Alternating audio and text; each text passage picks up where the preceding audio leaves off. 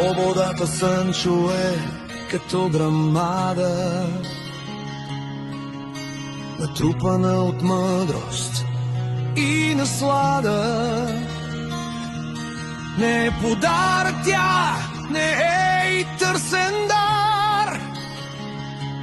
Тя е просторът, който сам си оградил с довар. Тя е крилото, щом си бил веднъж в кафес. Тя е гласът, превърнал страх в бесен пес. Не и тя да правиш, що поискаш всичко, а правото да бъдеш, щом го дириш шишко. Свободата, Сънчо, е вътрешният път към онзи смисъл, който те зове отвъд. Не да бягаш от това, което е, а да решаваш как ще бъде след пладне. Тя е отговорност, тежък светъл кръст,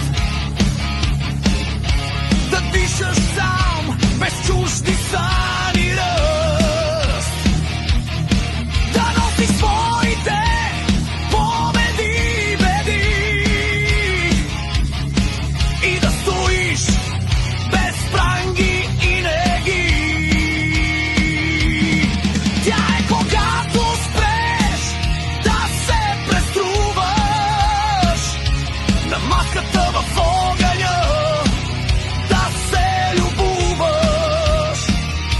Когато вярваш в себе си, не в слухове, и смелостта ти светове твори с чукове.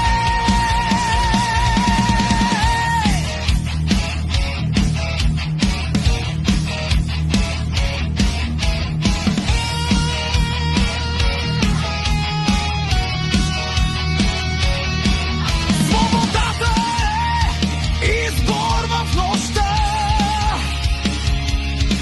да бъдеш фар, не просто светлинка една, да си дървото, а не част от клон, да тъпчеш своя собствен път на врани и кон. Тя е да знаеш, че си само гост, но с право да оставиш своята диря мост. Да не продаваш нито дума, нито мисъл на тез, които искат да те видят кисел.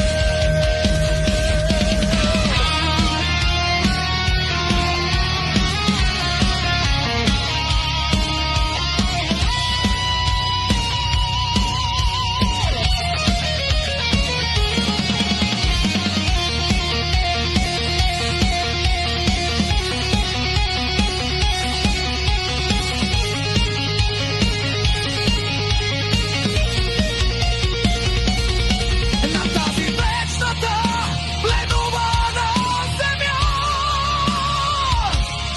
на нея всеки бори своята ламя. Свободата просто е да бъдеш ти, независим, истински чист. Затова, когато тегли черна нишка и робският синджир започне да ти стиска, запомни, по-страшно от смъртта е резултата, да не оставиш нищо след борбата в свята.